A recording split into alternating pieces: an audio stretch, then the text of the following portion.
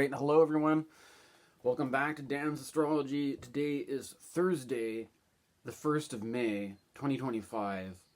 The planet Venus has just recently ingressed into Aries the other day, where there is the planet Neptune that basically we're all experiencing for the first time because Neptune takes so long to go around the whole zodiac that nobody alive today has experienced a Neptune in Aries transit. As a matter of fact, I think the last time Neptune was in Aries was around the time of Abraham Lincoln, right? So this is an interesting moment because we've got Neptune in Aries and we're experiencing the first conjunctions with Neptune in Aries. Venus has been hanging out in Pisces.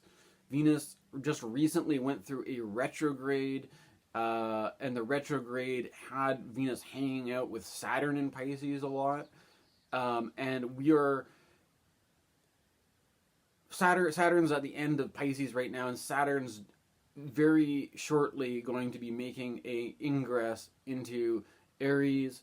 So this is kind of like a lead up to the Saturn-Neptune conjunction, which should be one of the biggest of the year. And of course, unfortunately, the Saturn and Neptune tends to be a bit of a bummer, or it's not. I'm not going to sugarcoat it too much, but I think there is an opportunity, at least with Venus and Neptune conjunct, that there is at least this moment leading up to this where things might, the blow of Saturn and Neptune might be softened by this Venus transit a little bit. But, you know, I mean, like in my last video, I was just talking about how we had a local tragedy of a mass killing where I live and stuff like this. And it is, you know, I mean, despite the fact, I'm a little bit happy that at least the Liberals won the election. But it's a kind of a heavy vibe. Venus is in her detriment in Aries. And so it's a kind of a difficult position for Venus to be in. But there's something about Venus as a peacemaker, or Venus to do with aesthetics and beauty and stuff like that. I've got a couple of things that I've selected to read, and I'm going to start first of all with some Sufi poetry. This is The Gift by Hafiz. There's translations by Coleman Barks. I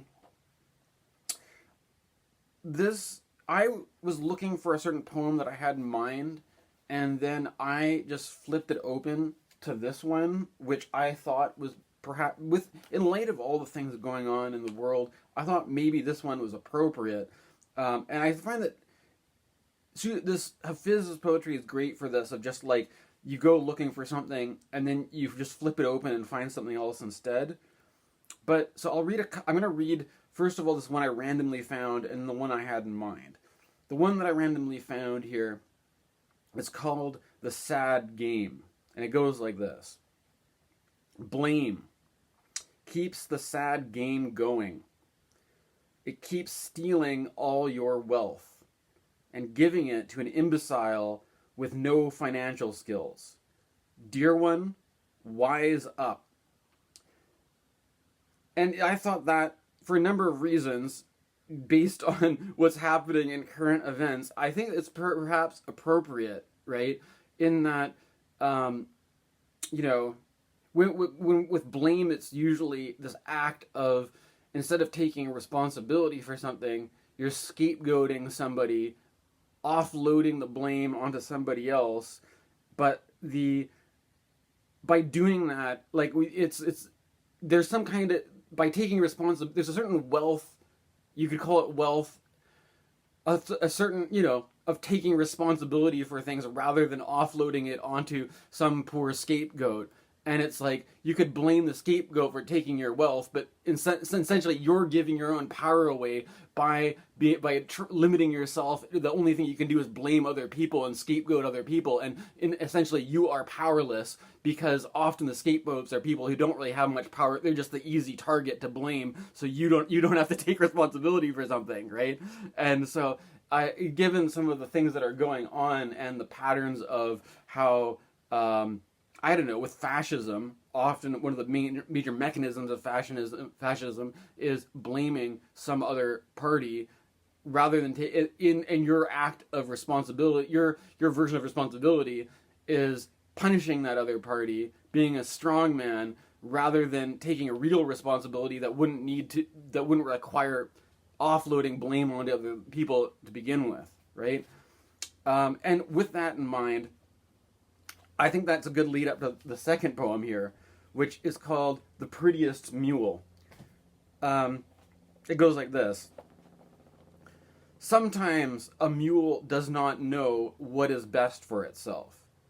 When the mind is confused like that, it secretly desires a master with a skilled whip to guide it to those playgrounds on Earth's table where the sweet one's light has made life more tasty. Hafiz always carries such a whip, but I rarely need to use it. I prefer just turning myself into the prettiest mule in town and making my tail sing, knowing your heart will then follow. So, the thing about this, I thought it was appropriate in a way, because we've got Venus is the planet to do with desire, to do with attraction, and Neptune has to do, there's something about like, the inverse, I would say, about that first one of blame is like forgiveness, right? And when I think about Venus and Neptune together, I think of a kind of an unconditional love, a kind of a forgiveness, a kind of, or in this sense, there's also this triangling with Venus and Mars is hosting Venus in Aries here, and it is a sign of war and all this kind of stuff. But there's something about how I find that, you know what, I got this idea because I started watching a video from Jack Kornfield, who's a Buddhist teacher, and Jack Kornfield was basically saying that these are troubled times, and it sucks to just sit by idly and watch things happen powerlessly without being able to help. I don't know if actually he said that, but I'm kind of paraphrasing here. But what Jack Kornfield said was his recommendation, his advice that he was giving, is that if you want to try to help things, if you want to try to help make the world a better place, it's better to do that not from a place of blaming, guilt-tripping, chastising, punishing, but rather out of a spirit of kindness, right? And I could give certain examples. One that comes to mind anyways is that I live with my mother, who's aging almost into her 70s now, and my sister, and there's a certain kind of thing where my sister is very hardcore vegan, and my mother's very kind of like never going to change being a meat eater. And there's something about how,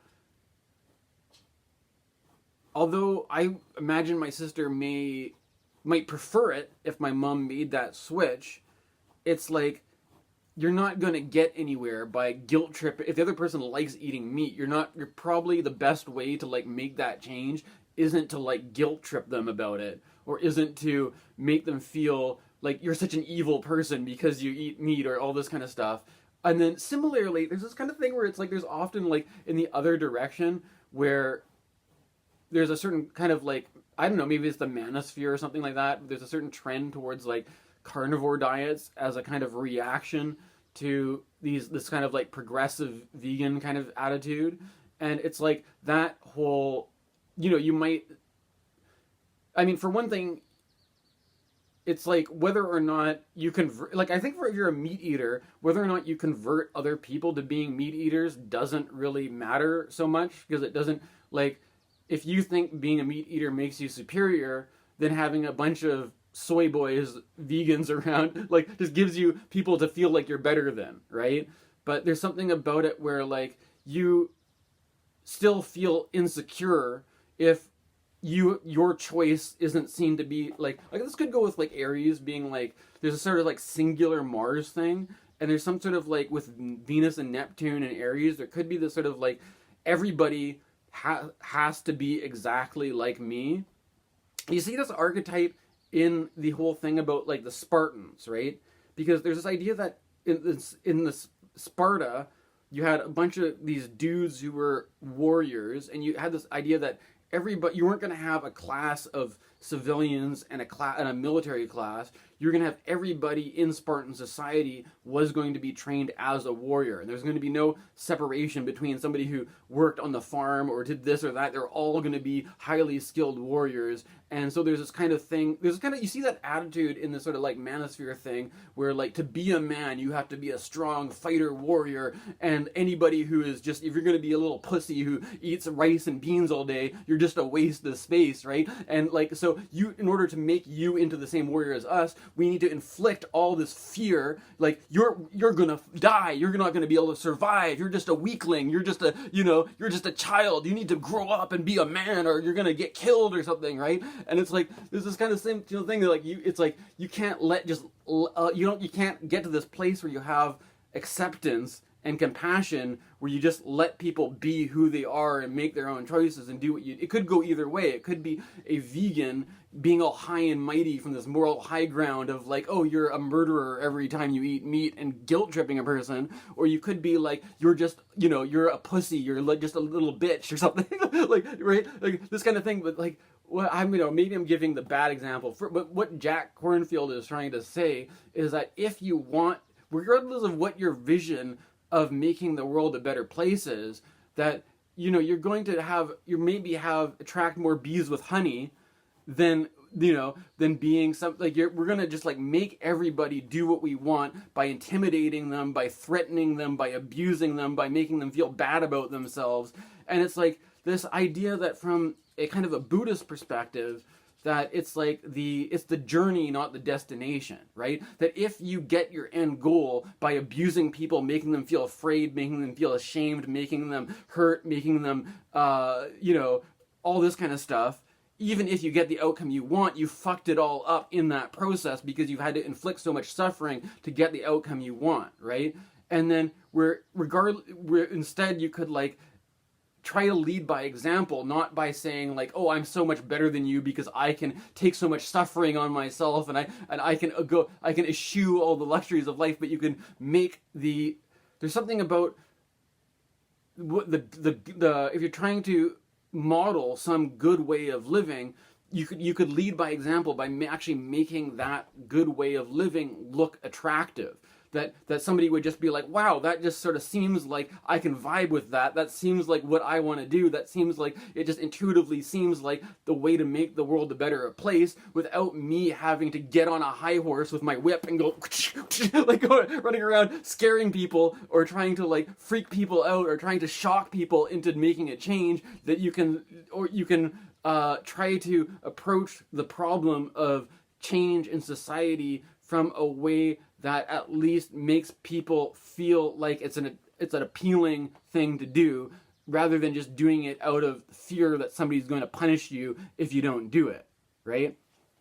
And I thought, with the whole, with this whole trade war business, there's something that seems kind of like counterintuitive in the sense that, like, if you want to change your business relationships around where you have where people choosing to, do business with your country in a certain way, whether that's, maybe moving their manufacturing over there, it's like, it may make more sense to take the attitude of making your country look like an appealing place where you would want to do business, where that would be in line with people's like higher values of like making a good society, not because you are like you listen to me or else I'll fuck everything up and I'll make you afraid, and you'll make, like, you before you being, you have a certain degree of safety, you have a certain degree of security, you have a certain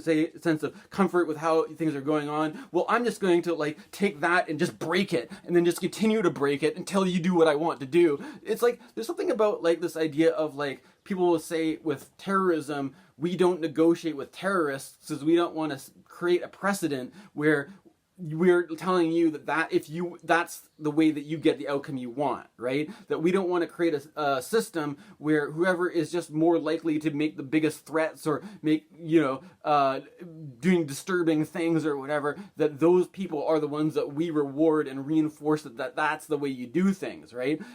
So you could use that same principle to say, like, why don't you instead make it more, instead of using negative reinforcement by punishing people for not doing what you want, or using fear tactics by scaring people into doing something, why don't you make that thing that you want to happen more appealing, right? And I think that with Venus and Neptune in this trine to Mars, like, that could be something to pay attention to, or at least that's one of my ideas for this one. I've got another idea with this. Based on the fact that Venus often stands for beauty. Venus stands for things like aesthetics, fashion, music, things like that, which are generally considered to be things that come into style, go out of style. We just had a Venus retrograde, which would oftentimes people say that Venus retrogrades signal a switch in trends, right? Or a switch in styles, right? There's something about my interest in, let's say mysticism and esotericism, where often the whole attitude of the search for higher truth is that, that we live in a world of changing appearances and, passing fads and trends, but we're looking for something that gives us more of a stable foundation to this sort of, like, unchanging ground of being, the sort of transcendent truth that's outside of all the temporary changes of what goes on in life, right? And because Neptune Neptune's interesting because Neptune, on one hand, very much stands for this thing that sort of, like, these trends which captivate the whole collective consciousness, but then it also kind of stands for this sort of drive towards the eternal, or some kind of, like, transcendent, outside of the temporary, right? And there's something about the way that, in the midst of all this, the way that truth is defined as not changing, but the trends are described as something that are changing. But there could be, like, there's something about where you start to bring astrology into here, whereas astrology, you have this thing where you have like, if you just basically take seasonal astrology and the different planetary cycles, you can see that there are these passing temporary things that happen, but there's still underlying archetypes and patterns underneath it that sort of give it this sort of in-between, where it's not completely transcendent, it's not completely timeless, but it's not completely time-bound either. It's like a reoccurring archetype that comes up now and then.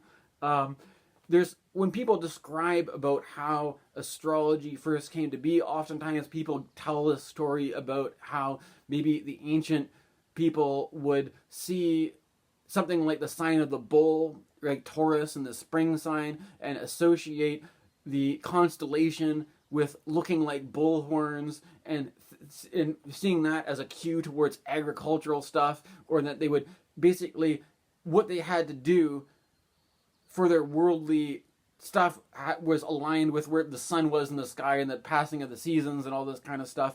There's something about that whole conversation that, on its own, I could just leave it at, talk about that, like this idea of, like, passing trends versus, like, maybe there's some archetypal reoccurrence that's a bit more than just a trend or a fad or something like that. But there's something, I have been reading another book here, and again, there's probably a lot in this. It's a pretty big book. It's called The Dawn of Everything, A New History of Humanity by David Graeber and David Wengrow. And there's something. This is a really interesting book because it's all about clarifying some stuff about indigenous history. Although, to be fair, this is a bit speculative because there's only so much, source material you can go off of. But there's this basic thing going on with if you listen to different theorists talk about how the problems with the state, problems with the government, and stuff like that, they often compare and contrast the state society that we have with a pre-state society of either prehistoric people or indigenous people, but it tends to be like this kind of like strange idea. Well, whatever. What am I trying to say? There's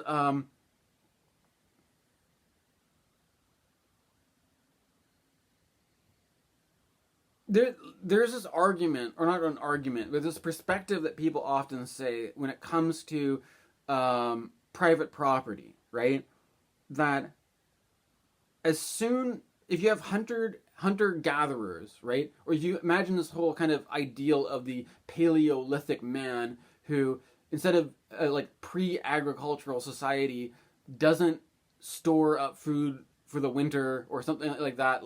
They just pick berries, they just hunt animals, and everybody is completely free because there's no need to store things, or there's no inherent once you get your food, you eat it, and then when you have no food, you just get more food, and there's no real need for ownership or property, and so everybody's kind of free in this egalitarian sense. And then this idea that as soon as people decided to start doing agriculture, then there was this whole system of state control because you had to have a way of managing your agricultural bounty, your agricultural surplus. There is basically, in this book, these guys are criticizing that whole idea by suggesting that it maybe is overly simplistic to suggest that whatever came before our state government was that black and white of being just pure hunter-gatherers or a purely agricultural society, and they just suddenly made a switch, and then all of a sudden government came out of that, or the state came out of that, right? And I mean, I'm just going to read a little bit of this.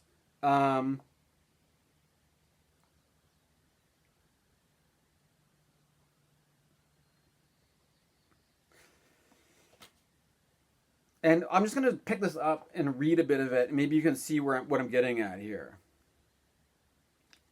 His argument that the typical Indian chief is not a lawgiver, executive, or judge, but a pacifier, a benefactor of the poor, and a prolix Paulinus, that his actual functions of chiefly office are to mediate quarrels, provide for the needy, to entertain with beautiful speeches, is precisely echoed point by point in Clastre's account. So is Louis' confusion. I'm kind of jumping in the middle to something here. Since the chiefly office is effectively designed so it can never be turned into a means of compulsion, the only way state-like authority could possibly have emerged from religious visionaries of one sort or another. Recall, though, that Lowey's original piece... This is a bit awkward jumping into the middle here, but bear with me. Seasonality was confusing. In fact, it's kind of a wild card. The societies of the Great Plains created structures of coercive authority that lasted throughout the entire season of hunting and the rituals that followed, dissolving when they dispersed into smaller groups. But those of the central Brazil dispersed into foraging bands as a way of asserting a political authority that was ineffectual in village settings. Among the Inuit, fathers ruled in the summertime, but in winter gatherings, patriarchal authority and even norms of sexual propriety were challenged, subverted, or simply melted away. The Kwakiutl were hierarchical at both times of the year, but nonetheless maintained different forms of hierarchy, giving effective police powers to performers in the midwinter ceremonial, the bear dancers and the fool dancers, that could be exercised only during the actual performance of the ritual. At other times, aristocrats commanded great wealth, but couldn't give their followers direct orders.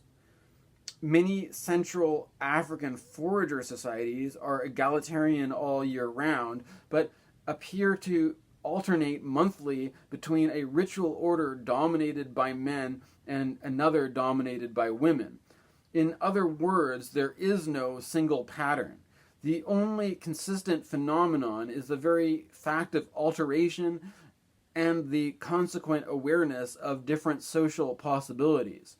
What all this confirms is that the searching for the origins of social inequality really is asking the wrong question. If human beings throughout most of our history have moved back and forth fluidly between different social arrangements, assembling and dismantling hierarchies on a regular basis, maybe the real question should be, how did we get stuck? How did we end up in one single mode? How did we lose that political self-consciousness once so typical of our species? How did we come to treat eminence and subservience not as temporary expedients, or even the pomp and circumstance of some kind of grand seasonal theater, but as inescapable elements of the human condition? If we started out just playing games, at what point did we forget that we were playing? So what I think this is really interesting, because I'm there. If you in more of this book, that what they're suggesting is that instead of having a very fixed idea of a forager society and a very fixed idea of an agricultural society, that if you look at the organization of different indigenous groups or different bush people, different tribes and stuff like that, they all have their own sort of eccentricities and quirks of how they arrange things. But one of the things that they're suggesting in this book, anyways, is that seasonal changes, right? And that some tribes, some indigenous peoples, or some perhaps speculating different prehistoric peoples may have had different forms of social organization on a seasonal basis. They even at some point in this book suggest that people may reorganize so dramatically from one season to another that a person would have a different name and a different social role and a completely different position of social hierarchy from one season to another, right? And you may have one season which is much more free, much more egalitarian, much more not having a hierarchical domination, but you may have another season where it's extremely authoritarian, right? Or you might have something where it's more like foraging and not like private property, and another thing where you're gathering up supplies for the winter, and it's very much important to make sure that you have control over your different surpluses of different things to get you through the winter period or whatever, right? And there's something about all of this where I'm kind of thinking about, like, in our world where when we talk about Venus and Neptune and we start talking about things in terms of modern life, we have something like fashion trends, which start to, like, I don't know if fashion trends even mean anything anymore, because we have fashion forecasting. Fashion is planned out from beginning. We have people who people who work in the fashion industry plan out trends like 3 years in advance, and then maybe make modifications just in case something organic happens to make a trend, right? But we have this idea that, like, we have one fixed way of doing things, and that we can't change any of the way that we organize our society, but we have this desire to switch things up, which we appease by just dressing a different way during one season or another, and being all like, oh, this year this thing is going to be in style. But it doesn't mean that we have this sort of when you apply this funny, like, transcendentalist thing, there's a sort of thing that, like, all the changes are just superficial, and there's this like eternal one right way to do anything, and this tends to be from this sort of weird patriarchal society. It tends to just be like, oh, daddy's the boss, and daddy's coming back home with his belt to go whip people and scare them and make them afraid, and then get everybody to do what he wants, and this is restoring the natural order of power and dominance in the world, rather than seeing it like you could have a society where your hierarchical position changes on a seasonal basis. And this could be being a dry season and a wet season, or you could split this into the 4 seasons. You could have entirely different social roles, entirely different social hierarchies during different seasonal periods of times. And there's something about how Neptune has this kind of boundary dissolving, kind of psychedelic quality that I think so often, like when people, there's this line that people talk about depression, where it's like depression is like you're locked into your default mode network or your ego mind of your like, I think it was like Jim Carey who said that like when you're depressed, it's like you're just getting like, you're tired of the mask that you're wearing.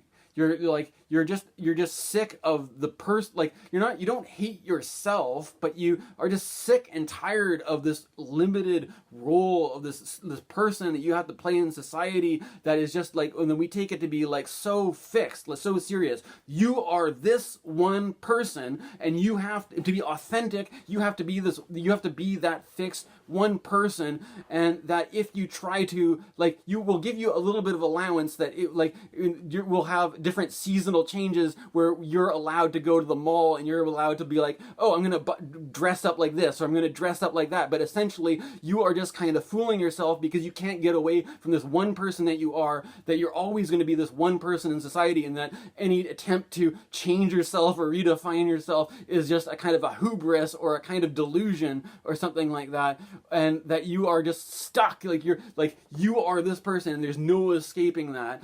And that if you look to, there's certain things about like drugs and alcohol and addiction, often that's associated with Neptune. It's like this escapism that you're trying to like escape this. You're like, oh, I'm so depressed of this like one stupid role I have to play in life, and that maybe I can play a video game and that gives me an escape, or I can read a book and I can live in a different world, or I can take some drugs and that can make me think some different ideas or something. But is there something like, no, you just have to be this one guy, and that this is how the world works, and that if you don't do this, we're gonna beat you, and we're gonna make you afraid, we're gonna punish you for trying to do anything different. And it's like, what if this whole thing about like the zodiac, changing seasons, stuff like that, what if there was a way that we used to do things in prehistoric societies that's been lost to history, where our identities weren't so fixed, like we had this burden that we had to carry our whole goddamn lives, that you're just stuck as this one person, that you could actually have a society that said, half the year you're this person, half the year you're that person. Half the year we do things this way, half the year we do things that way. And then we have this kind of these natural fluctuations that go on. And that I think it's really interesting that if you take this seriously and then you start to apply it with astrology, we could, like, I think that's part of the reason why I think astrology, or that I'm drawn to it, is that there's obviously, it's obvious, like in some way there's this like weird dynamic where every day seems exactly the same, or that there's something about how your friends and your family always expect you to just be the same person, and then if you try to do anything differently, you're crazy, you're a lunatic, you're a psychopath, you become ungrounded. You're consumed by illusions of grandeur because you don't know. You just have to like know your place, and you have to know your role in society. And if you step out of line, they're gonna fucking beat you with the whip or something like that, right? Like in this really heavy top-down thing. Like, what if we actually had we could recognize that the world isn't just like in time, history and all that. We're not just in some fixed, static thing where you always have to do this one thing, but we actually have some mode to change our social organization, to look at what's going on this year as opposed to other years, and do things a little bit differently, right? Like, I think that there's something about, I think anyways, one of the reasons why I'm keeping going with this astrology channel, or why I find astrology important, or why I find astrology helpful, is that in this, it gives you some sense that this year isn't like other years, or that the future isn't going to be like the past, or that there are, like, we need to have the ability to sort of redefine that we're not just stuck in this, doing this things this stupid way for no good reason other than the fact that somebody wants to make us too afraid to change, to make us too afraid to do anything different, to make us too afraid to experiment, and that we're under threats of violence and coercion and abuse, and and having somebody blame us for all their problems, and that we have to live under this constant threat of like authoritarian control, and have no capacity to sort of like creatively play with our forms of social arrangement, to try to imagine a different way of doing things, to try to redefine ourselves, to try to shed our skin and try to adopt a new kind of way of living, right? And I kind of think that there's a risk in sort of being this sort of eternalist transcendent. Like in one way I like transcendentalism, but I don't. There's something about like the risk of transcendentalism or eternalism saying that there's one eternal transcendent mode of social organization that is just like you are either aligned with that form of organization or you are not, right? And that it's either everything's either a passing trend, like some stupid fashion thing, like oh now people like bell bottoms, now people like skinny pants, now people like flares. It doesn't mean anything. It's just a scam to get you to buy more of what you already own, and it doesn't have any effect on your actual life. And you're just like, well, maybe if I buy a different pair of pants, people will like me, and it's like it's taking our way out. It's like this faint glimmer of some impulse to be like, oh, the seasons are changing, history is changing, we can do something different, but I don't know, I guess I'll just go and buy a different brand of shoes at the mall because I have no fucking, because that's the only choice that we're offered in a really shallow consumeristic society. But there might be some underlying impulse beneath that that we can actually make changes, that we can actually have that we're not being limited into this really narrow sense of identity or what social roles are or social organization is, right? And I think that it also like breaks out of this like people use these ideas like to say that like, oh, women have to be this way and men have to be that way because women are agriculturalists and men are hunters. And you're like, yeah, but how do you know that? Like, were you there in prehistoric times? What's your evidence that was, how do you know that this isn't just some stupid myth that somebody made up, that because it fits their idea of how things are? Like, do you actually think, like, what if it wasn't that way? What if there were all these tribes that did things different ways, or that they had different, not saying that, maybe there were some people like that, or some tribes that were like that, but like, what if that's just